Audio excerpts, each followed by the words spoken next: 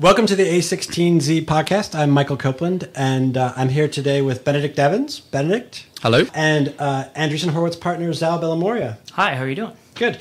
So we're going to talk today about the future of television. And I know you guys are going to disagree from the get-go on what television actually is, or if that's the right way to describe this. So, Benedict, I see your eyebrows raised.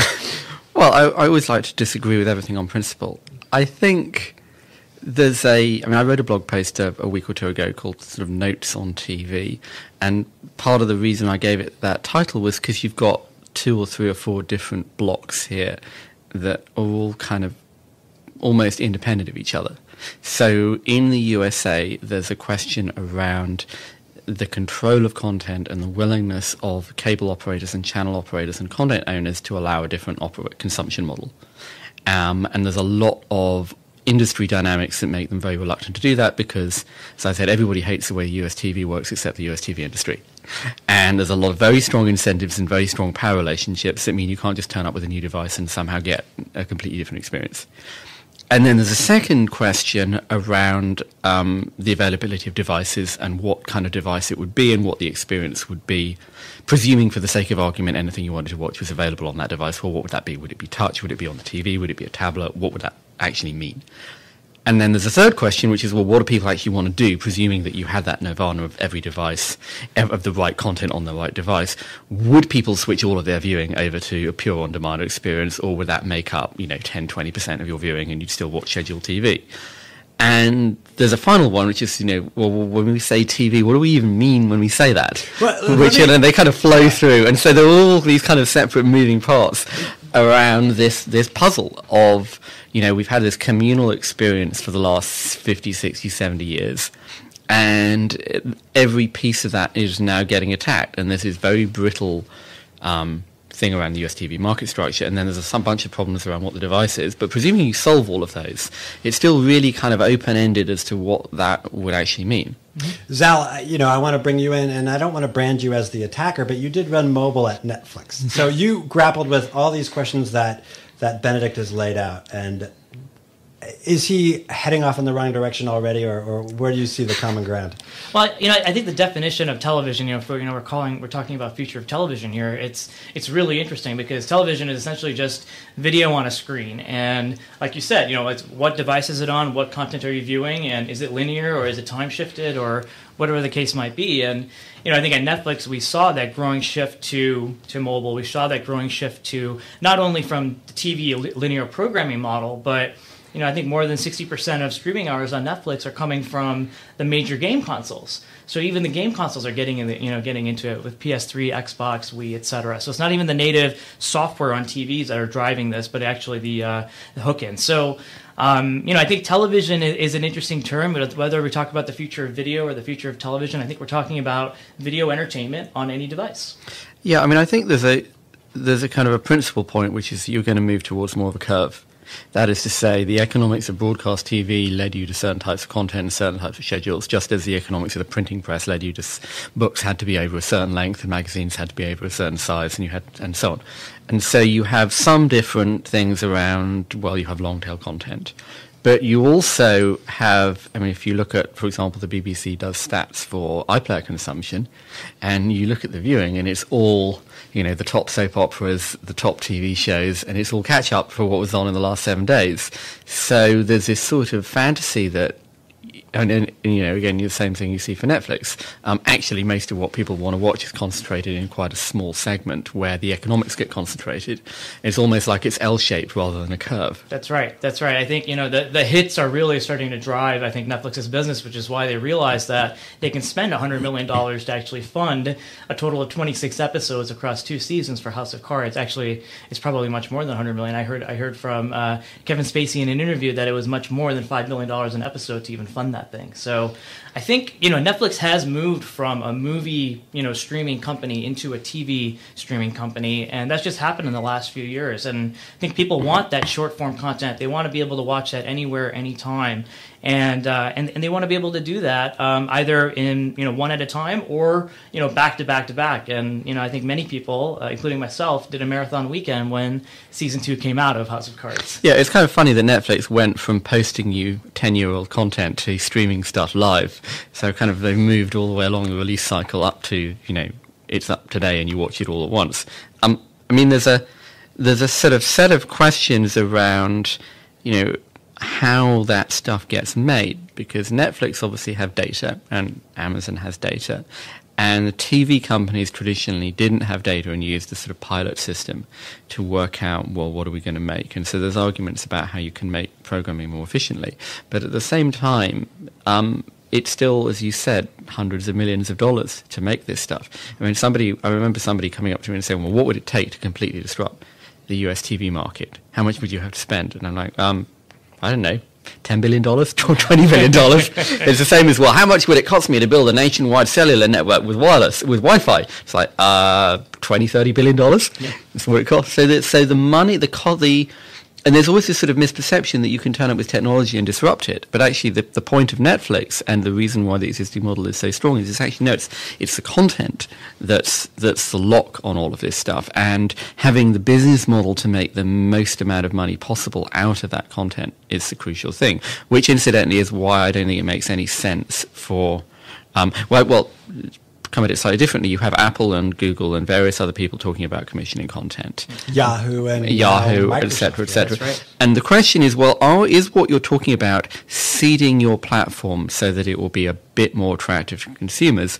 Or are you actually saying, do you know what, we're going to be a TV company and spend billions and billions of dollars to really go in and play in that space? So let's talk about that. How is the relationship between the likes of Netflix, HBO, Comcast and other cable providers, satellite for that matter, changed? So there's the content creators, there's the pipes, there's these technology companies, ostensibly, who are now getting into original content. Has anything changed in that sort of dynamic? I think people are realizing that original content programming is the way to go. I mean, Yahoo I think today or yesterday announced that they are looking at purchasing the rights of 4 television shows. And, as Yahoo and Marissa Mayer are trying to figure out how to become, a world-leading content and media company once again, it may be the direction to go, but it's going to be costly. It's not going to be cheap. Now, House of Cards is a very, very well-produced program at $5 to $6 million an episode. You might be able to get away with it at $700,000 an episode, but what does that actually lead to in terms of quality for the viewer? And I think these large companies realize in order to obtain that audience that they need to be able to put out great content, obviously. And so there are certain let's talk about YouTube for a second, actually. So Maker Studios was just recently purchased by Disney for $500 million, with another $450 million if they meet the aggressive goals. And they've got whatever it was, I think over 50,000 channels on YouTube across almost 400 million subscribers across that content. And so they've aggregated content and the very best of the content to create a platform that is actually quite monetizable on YouTube and other platforms. And so you could do it the subscriber way, or you could do it the ad modeled way. The point is, you need to be able to attract the best and brightest talent. Well, the point is, there's kind of a virtuous circle in the TV business in that you have audience and therefore you have revenue and therefore you have great content and therefore you have audience. And you need to make a decision as to how much money you want to inject into that cycle. The analogy that I use is a bit like orbital mechanics. If you want to get into orbit, you need to burn an enormous pile of kerosene. And the higher you want to go, the more kerosene you have to burn. And it doesn't really matter what engine you're using. Basically, as long as it doesn't blow up on the pad, fundamentally it's all about the weight of kerosene that you burn and the energy and the chemistry and the physics of that. And you want to go to a higher orbit, you have to burn more kerosene. You can't design a better rocket. And TV industry is kind of like that. You can't turn up with a better rocket. You just have to, actually, all you have to do is turn up with an enormous tank full of kerosene. You have to turn up with an awful lot of money. That's right. And the puzzle for me in these technology companies getting into this is to ask, well, what are you actually trying to achieve? So, again, I'm sort of, at the risk of overloading this with more metaphors, I wrote a blog post about telecoms in which I said that, there's this old story that somebody decides that the train service between London and Cambridge is terrible, so they're going to build a bus service. And then they decide that actually to make the economics work, they need to get 8 buses linked together. And then they need to raise a bunch of money and build a dedicated road from London to Cambridge. And the point of the joke is that you need to decide what it is you're trying to do. Like, buses are better than trains because they're more flexible and, you can, all about a bunch of reasons. But actually, if you want to compete with a train service, you're going to end up building a train service. And you might as well face up to that at the beginning and say, well, are we actually planning to invest what it would cost to become NBC Universal? Because the only way you're going to become NBC Universal is by spending that much money. And so then you say, well, actually, if you want to do that, maybe you should just buy NBC Universal. And then you say, well, why would you do that, though? Why would Yahoo buy NBC Universal? Why would they buy CBS? What would be the point of Yahoo or Apple or Google owning that business? Why would CBS be worth more if Google owned it? Well, I think it's the data. So then the question is, well, is it, and how far down that line do you want to go? And so this is my question about what Yahoo and sort of Netflix, I think, is slightly different because Netflix is kind of a cable channel. Mm-hmm. Netflix is in the content business that happens to use technology to do interesting and new and disruptive ways to things. Whereas for Google or for Yahoo or for Apple, the question is, well, what are you actually trying to do? Are you trying to build a content business here? Or are you trying to sell devices or get more people engaged in your ecosystem?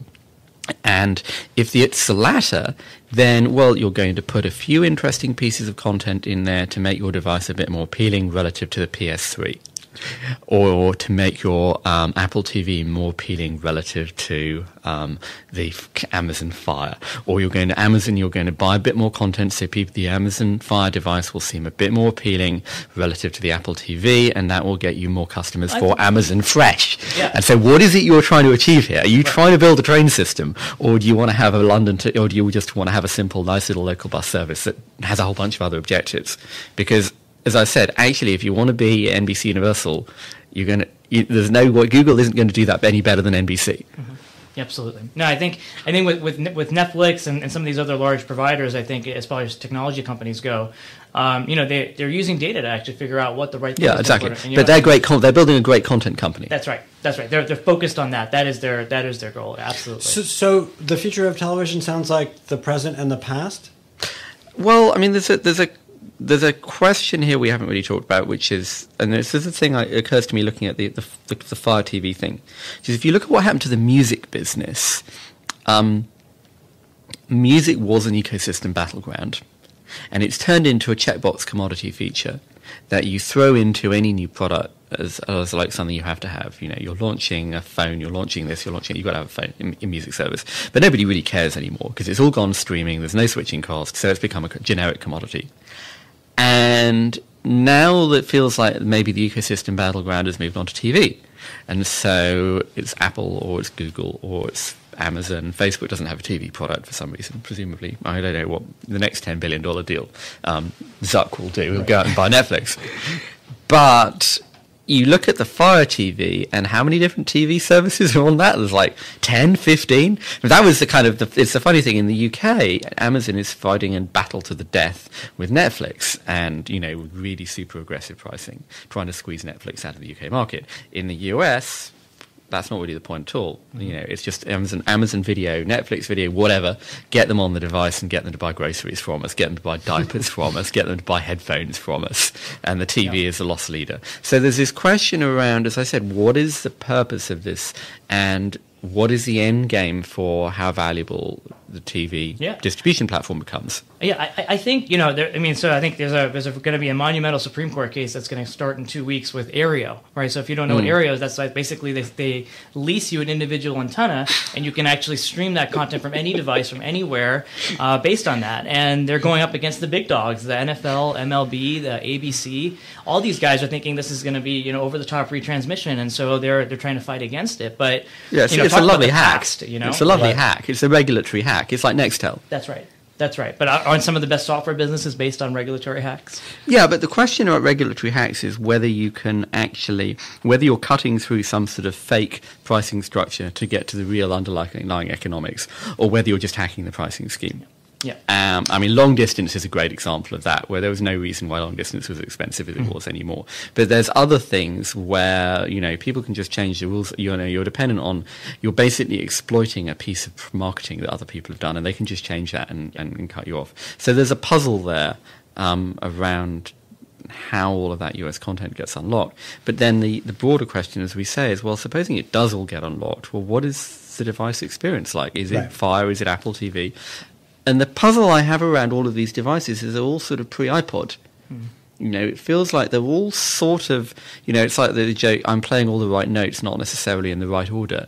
You've got all of the kind of the pieces are there, but the usage is still really low relative to TV. And particularly if you look at the UK, you can have, you know, all the stuff we've been talking about, the availability of content, that issue doesn't apply at all in the UK. So all the broadcasters that you would want to watch, all your stuff is there on any device at any time in any way. There's no screwing around. And yet the viewing is, you know, peak viewing for iPlayer, which is basically all the BBC's content, is like 750,000 streams. And peak TV viewing is like 25 million. And the TV viewing isn't going down. And the iPlayer viewing is always kind of going up a bit, but it ain't no hockey stick. So are we waiting for the right device? Are we waiting for that experience? Or is there like a consumer demand desire problem in here? Well, I think, you know, and you spoke about it, and I know others have as well, as far as like, you know, dumb glass internet machines, essentially. And that's kind of what Google and Netflix did together in the kind of the formation of Dial, which is that discovery and launch open source protocol that says take anything, whether it's a smartphone, a laptop, or a tablet, etc., and be able to stream that into any other device, right? And so Chromecast is based off of the Dial standards. Netflix's MDX, multi-device experience, is based off of the Dial standards. And, you know, obviously the rival is Apple AirPlay, right? And so, but these kinds of scenarios where I can take anything that's kind of, you know, that I use regularly, whether it's my phone, my tablet, or my computer, and be able to port that and show that content on any, you know, on any screen, including you can the favorite television. You can squirt it to the TV, as Steve Ballmer's wonderful phrase. Well, on that note, it sounds to me that the future of television, you know, Benedict, you're still waiting for the right device, the right experience, and until then, we get more of the same in some sense. Well, we do, but then there's that, you know, there's this kind of, again, it's the kind of the music industry question is, you know, we're kind of fixated on, I've got to pay for all these channels that I don't want. But the more interesting thing is, well, if you can pick arbitrarily which shows you want, then what does that do to all the other shows? So it's not really the unbundling, which of course is Netflix, is a puzzle for Netflix as well, but it's not really the unbundling of ESPN from AMC, it's the unbundling of Mad Men from AMC that's the question. If you go to, well, everything's there on demand and it's all ad supported and a lot of the stuff is free ad supported, then what happens to all the other stuff? And when the TV channel can see in a really, really detailed way, nobody's watching that show, then a lot of those purchasing decisions start to change and commissioning decisions start to change. I mean, you can see it obviously with the way Netflix is using data now. But you have a question, well, how much TV will get made? And how much TV will get watched? And how much of the TV that you watch now, because it's on at 8 o'clock on a Saturday night, but you'd never actually go in, no matter what the interface was, you'd never have chosen to watch that. You know, you'd never watch, you know, celebrity backside wiping with Ryan Seacrest. You know, but it's there, so you watch it. So how do it's, you know, and again, it's an analog with the CD business. You know, the 2 tracks you want and the 10 you don't. How does that whole business change when you can choose anything you want? That's right. I mean, there was 2 metrics at Netflix that every product manager was geared toward. It's subscriber retention and streaming hours. The most highly correlated variable to subscriber retention was streaming hours, right? Yeah. And so our job was, as soon as you open up the app, diving straight into content, right? And so that's why we introduced the new continue watching row, because we realized that people are in the middle of watching something. They may not be, you know, extremely excited about the content, but listen, they're in the middle of it. It's on there. It's at the top of the home screen. Let me click on it and let me just start playing it because I've had a long day and I just want to continue watching it at 8 o'clock at night, which is very similar to kind of the linear programming model that we see in traditional television. Well, it's like the you know, the Letterman argument that he didn't get the ratings of Leno because of, like, there was a different lead-in before Leno versus before Letterman. You know, that all of a sudden those people are going to be saying, well, those guys at Netflix, they're screwing me because I'm not in the right place in the algorithm. Well, gentlemen, we will continue watching this. Sorry, Zal, for a bad pun. And I thank you guys for coming, Benedict and Zal. Thank you. Thank you.